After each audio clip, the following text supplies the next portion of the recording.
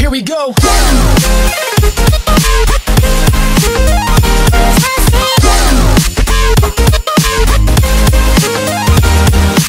இளைய தளபதி விஜய் தற்போது அட்லி இயக்கத்தில் நடித்து வரும் படத்திற்கு அவரது ரசிகர்களிடையே அதிக எதிர்பார்ப்பு உள்ளது.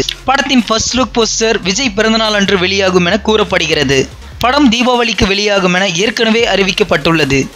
இந்நிலையில் பிரபுதேவா அன்சிகா ஜோடியாக நடித்து வரும் குலே பகாவலி படம் விஜய் படத்திற்கு போட்டியாக தீபாவளிக்கு வெளியாகும் என கூறப்படுகிறது.